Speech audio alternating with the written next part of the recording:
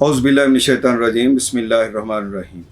अस्सलामु अलैकुम ख़वातीन और हज़रात, मैं हूं आपका होम्योपैथिक डॉक्टर रिजवान साकिब और आपसे मुखातब हूं शमा होम्यो क्लिनिक लाहौर पाकिस्तान से।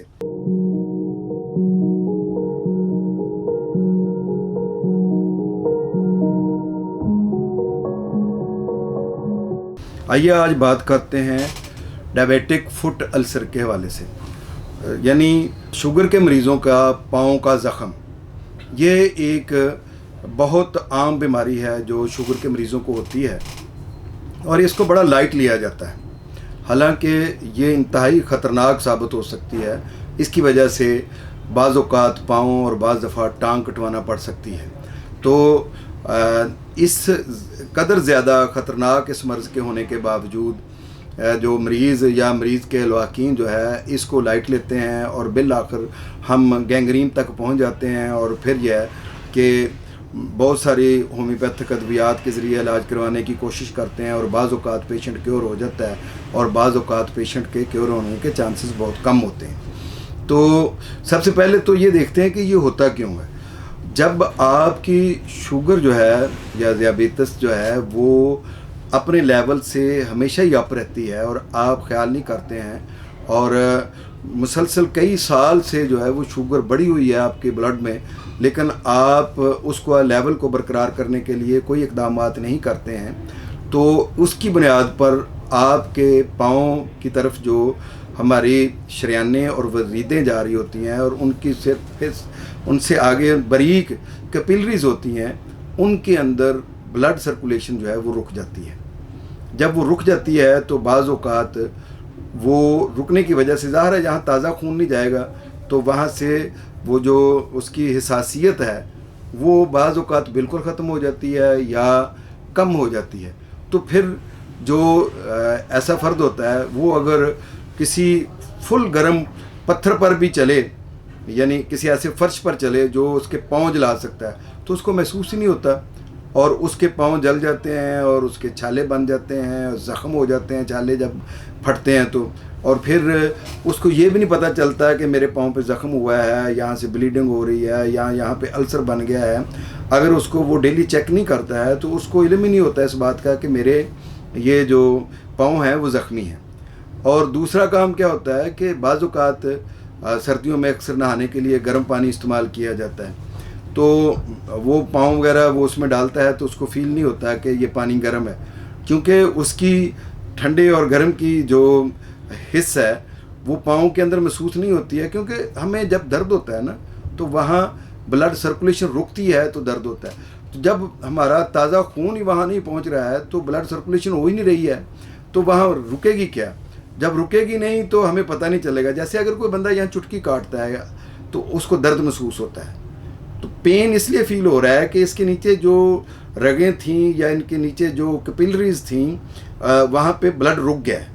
अगर ब्लड जो है उसकी सर्कुलेशन रोक दी जाए किसी भी तरीके से तो वहाँ पर दर्द होता है। जितनी तेज़ी से रोकी जाए और जितनी शदीद रोकी जाए उतना ज़्यादा दर्द होता है। मसलन यहाँ पे अगर ज़ोर से कोई छड़ी की ज़रब लगाई जाए तो दर्द ज़्यादा होगा।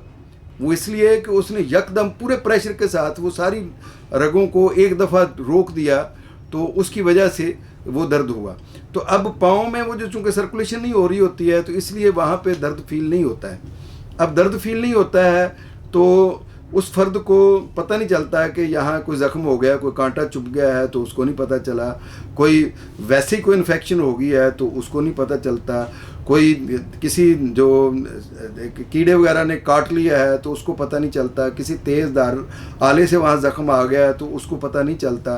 तो जब इस तरह के मामला होते हैं तो इसकी वजह से या ये कुछ भी नहीं होता इनमें से, लेकिन चूँकि वहाँ पे ब्लड सर्कुलेशन रुकी हुई है तो इस वजह से बाज़ औक़ात वहाँ पे वो जगह नीली होना शुरू हो जाती है और नीली के बाद में ब्लैक होना शुरू हो जाती है और बाज़ औक़ात वो जगह जिल्द जो है वो बेजान होकर फट जाती है और मरीज़ को पता नहीं चलता कि मेरे साथ ये क्या हो रहा है। तो ये इसको हम फुट अल्सर या गैंग्रीन भी कह सकते हैं। डायबिटिक फुट अल्सर के बाद अगली स्टेज जो है वो गैंग्रीन की हो सकती है।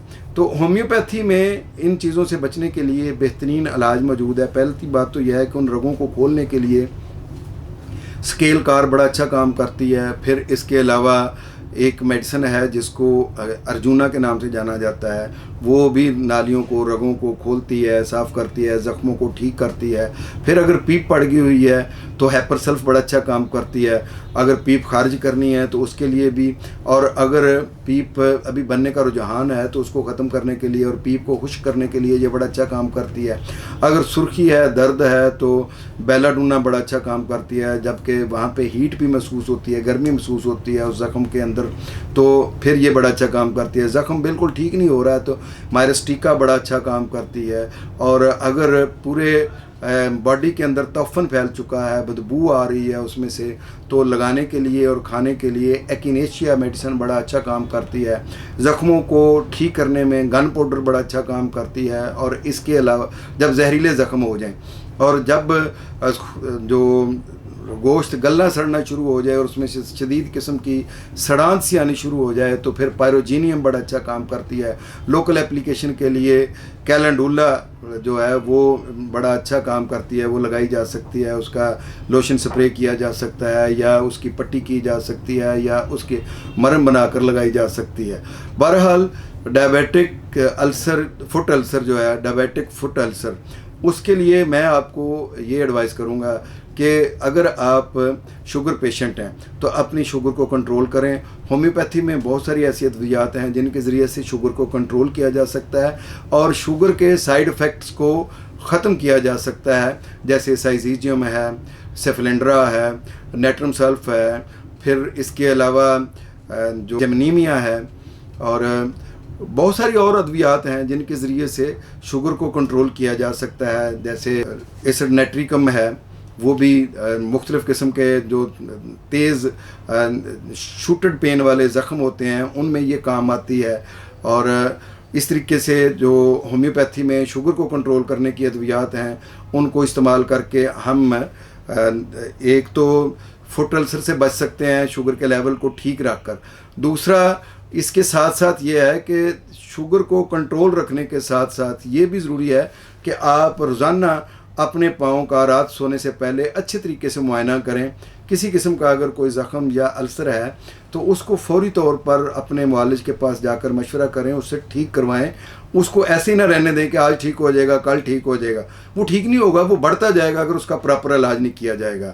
ہومیوپیتھی میں ڈائبیٹک فٹ السر کا بہترین علاج موجود ہے۔ آپ اس کے بارے میں کبھی بھی پریشان نہ ہوں۔ اگر آپ کو اس طرح کی کوئی علامات ہیں تو آپ اپنے ہومیوپیتھک معالج سے ملیں، انشاءاللہ ڈائبیٹک فٹ السر بالکل ٹھیک ہو جائے گا۔ بہت شکریہ، اللہ حافظ، السلام علیکم۔